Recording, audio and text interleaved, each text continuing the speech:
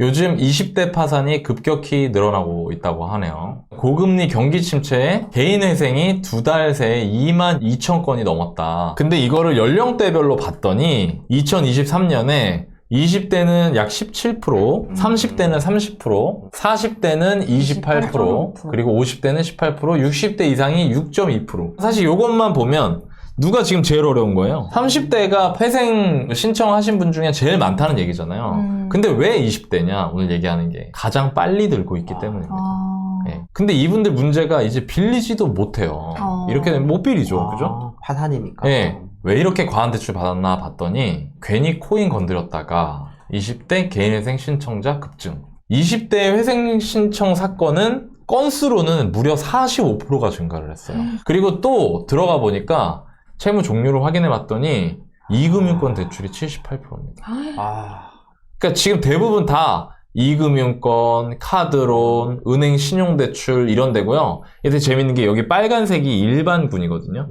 일반적으로 받는 사람들이에요. 근데 일반적으로 받는 사람들 20대는 학자금 대출이 제일 많아. 근데 회생 신청을 하는 사람들은 카드론, 신용대출, 이금융권이라고 하면 보통 우리가 아는 좀 금리 높은 이런 데잖아요. 그렇죠. 네. 근데 문제는 대출의 질이 나쁘다는 거예요. 자, 그런 상태에서 요즘에 20대 분들한테 이제 어떤 일들이 있는 거냐. 자립 청년이 뭔지 아세요? 보육원에서 자라는 거예요. 보육원에서 자라면 20살이 되면은 그 자리를 다른 친구한테 이제 내줘야 돼요. 계속 거주할 수 없고. 계속 돌봐줄 수 없지. 보육원에서 나와야 돼. 근데 이 친구들이 뭘 알아요? 그래서 이 친구가 나와서 혼자서 이것저것 해보다가 안 돼서 이제 극단적인 선택을 했는데 알고 봤더니 돈이 있었다는 거. 그러니까 이게 무슨 얘기냐면 돈이 없어서 극단적인 선택을 했는데 알고 봤더니 1,000만 원이 넘는 돈이 있었던 거야. 본인이 몰랐던 거야. 그러니까 경제적 자립이 안 되는 거야. 제가 왜 이 얘기 하냐면 제가 그냥 미리 얘기하면 그냥 덮어놓고 20대들 욕하지 말자 이거예요. 일단 이 보이스피싱. 근데 여러분 되게 웃기거든요. 엄마 이상한 데서 오는 전화 받지 마. 엄마 이상한 데서 오는 문자 그런 거 누르지 마. 아무거나 누르지 마 하고 자기들이 누르는 거예요. 얘들 뭐 온라인 이거 귀신이니까 스마트폰 세대니까 보이스피싱 이런 거 안 당하고 오히려 뭐 인터넷이나 뭐 이런 거 모르는 사람들이 당하겠지. 노인분들이 당하겠지. 근데요 여러분 20대가 전체 보이스피싱 피해액의 30%예요. 그리고 또 이런 뉴스가 있더라고요. 금융 이해력이 49점이래. 우리나라. 그러니까 되게 낮은 수준이야. 다른 나라 대비해서 이 기사 내용이. 20대들이 금융 문맹이라는 거죠. 몸은 컸어요. 그리고 어른 돼서 뭐 술 좀 마시고 담배도 피우고 뭐 어디 클럽도 가고 다 할 수 있어. 근데 정작 중요한 돈을 어떻게 다루는지를 전혀 모르고 있다는 거예요. 배우지를 못했으니까. 그리고 이런 것도 있다 요새. 다른 사람이 이런 걸 자꾸 띄워. 그러니까 옛날 같으면은 인터넷 없으니까 도봉구 쌍문동에서 사는 어떤 뭐 김아무개 씨가 코인으로 9억을 벌면 혼자서 막 아파트 문 열고 막 나 9억 벌었다 막 소리 지르고 끝인데 지금은 어떠냐면 이거 핸드폰에 올리니까 저기 무슨 여수에 있는 사람들 그거 봐. 부산에 있는 애도 봐. 뭐 어디 저 강릉에 있는 사람들 그거 봐. 막 이렇게 되는 거야. 이런 소재들이 쫙 퍼지는 거지 20대들한테. 금융 이해력이 떨어져요 일단 우리나라 20대들이. 왜? 가르쳐요? 두 분은 고등학교 다닐 때 돈 어떻게 다뤄야 된다 배웠나요? 대학교가 어떻게 가는지 배웠잖아요. 어릴 때부터 금융교육을 안 해 우리나라는. 그리고 거기다가 최근에 10년 동안 이게 좀 더 심해졌죠 이제. 한탕주의 비교 문화. 근데 요즘에 또 어떤 상황이 벌어지냐면요. 이런 일이 벌어져. 돈 없는데 도와주겠지. 20대 비투 탕감 규모가 14배가 늘었대. 채무 연체가 발생한 유형에서도 주식 등 투자 실패 사례가 크게 늘었대요. 2018년에는 96건이었는데 1000건이 넘었어요. 그러니까 더 이상 빚을 갚을 능력이 없는 것으로 판단되는 차주한테 대출 원금 이자를 깎아준대. 근데 문제는 지금 이게 나라에서 이걸 해준다는 거예요. 국가에서. 원금의 최대 70%, 이자 연체 이자의 최대 100%까지 탕감을 해준다는 거예요. 이걸 보면서 막 갑론을박 있어서 사람들이 그래도 이 사람들 뭐 해줘야지 젊은 나이에 그냥 주저앉으면 어떡하라고 이런 얘기가 있었거든요. 근데 솔직히요 저는 편의점 가서 물건 살 때도 20대 아르바이트 친구고요. 그렇죠. 주유소 가도 20대 친구 있고요. 쇼핑몰이나 백화점이나 이런 데 주차장에 차 가지고 들어가면 거기서 인사하는 친구도 20대 태반이거든요. 근데 저는 이런 기사 보면 무슨 생각이 드냐면 그 친구들 얼굴이 떠오르는 거예요. 이런 사람도 있거든. 24살에 1억 모았대. 2년 만에 또 1억 모았대. 그리고 여기 물어보살 나 이 프로 되게 좋아하는데 여기 의뢰인이 자기가 쓰리잡으로 20대 1억을 모았고 4시간밖에 못 잤는데 이렇게 열심히 사는 사람들은 뭐예요 그러면? 이렇게 열심히 사는 친구들은 주식 코인 해가지고 돈 빨리 벌고 싶은 마음이 없을까? 그리고 때로는 좀 뻔뻔스러운 사람도 있더라고. 온라인에. 괜찮아. 막 나라에서 다 갚아줘. 야, 그냥 배째라. 막 회생 신청하고 배째. 막 이런 댓글도 보고 나도 그랬거든. 그냥 돈 무서운 줄 모르는 사람들도 있다는 거죠. 이 콘텐츠를 통해서 여러분한테 무슨 말씀을 드릴까 하다가 20대가 어려운 거. 지금 일은 20대의 책임이 아니에요. 근데 동시에 20대의 책임인 거예요. 오늘 점심을 혼자 제가 이제 햄버거를 먹었는데 근데 옆 테이블에 20대 신입사원인 것 같아. 그리고 맞은편에 이제 그보다 한 10년 정도 선배인 사람이 있는 것 같아. 근데 이 친구가 미국 주식 얘기를 막 물어보는 거야. 근데 그 선배가 약간 현명하더라고.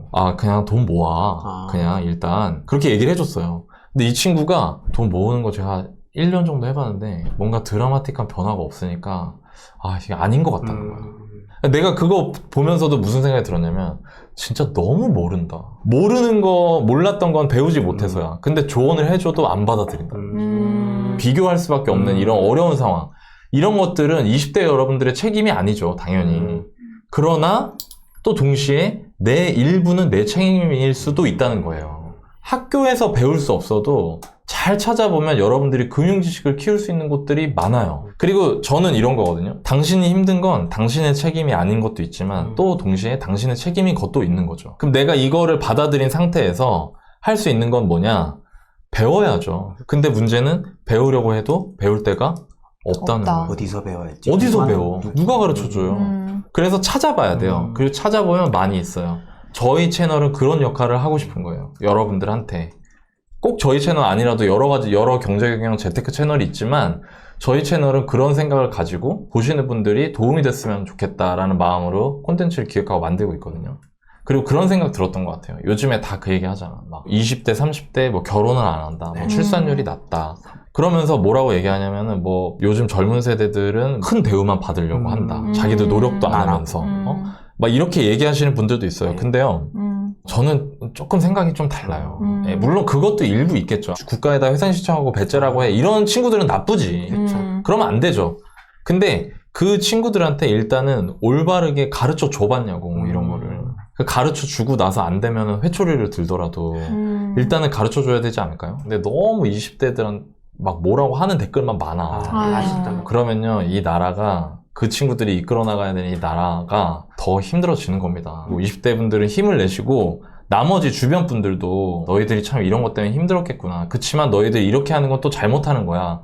라고 얘기해 줄 수 있는, 격려해 줄 수 있는 그런 계기가 되는 콘텐츠가 됐으면 좋겠고요. 공부 열심히 하셨으면 좋겠습니다. 우리 20대 여러분들. 그리고 공부하기가 어렵다. 뭐부터 해야 될지 모르겠다. 그럴 때 제일 먼저 저희가 할 수 있는 일은 책을 읽는 거잖아요. 그렇죠. 맞아요. 근데 제가 얼마 전에 이것도 카페에 갔는데 근데 어떤 20대 분이 책을 읽고 있는 거예요. 근데 되게 웃겨. 책을 읽을 때 읽다가 릴스 조금 지나서 또 읽어야지 하다가 한 2분 정도 읽다가 또 뭐가 와가 카톡 막 이러거든요. 책을 그냥 맨땅에 헤딩해서 읽으면 사실 안 읽던 사람은 어려워요. 그래서 제가 제안하고 싶은 방법이 저희 추천도서 코너가 있습니다. 그 추천도서 코너에 있는 책은 그냥 믿고 읽으셔도 되거든요. 그래서 그런 책을 한 권 읽어보세요. 근데 또 맨땅에 처음부터 읽지 마시고요. 방송을 먼저 보세요. 그럼 방송에서 저희가 이 책에 몇 페이지에 있는 내용입니다 하면서 저희가 읽어요.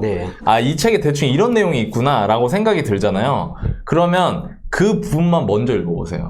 방송을 보시고. 그러면 훨씬 더 이제 이해가 되면서 대충 무슨 얘기 하는지를 아니까 읽는 속도가 붙거든요. 그래서 그렇게만 좀 꾸준히 하셔도 책 읽는데 일단 재미가 붙고 그러면 그다음부터 재테크 여러분들 관심 있는 분야로 독서 범위를 넓힐 수가 있다. 그리고 또 하나가 구해줘 월부라는 이 코너입니다. 왜냐면 구해줘 월부는 여러분들의 사연을 봤는데 되게 다양한 사연이 많아요. 특히 20대 분들의 사연을 다루는 경우도 많아요. 그러면 그 친구한테 저희가 대답을 해주거든요. 근데 이게 전화통화하면서 미국 금리가 내년부터 급하게 내려갈 겁니다. 이런 얘기를 하는 게 아니고요. 지금 돈 이런 거 쓰는 게 좀 애매해요. 이런 거 좀 줄이시고 여기서 이쪽으로 뭐 이사 가시려면은 이런 것들 챙겨보시고 이렇게 되게 생활 밀착형으로 저희가 안내를 해드리거든요.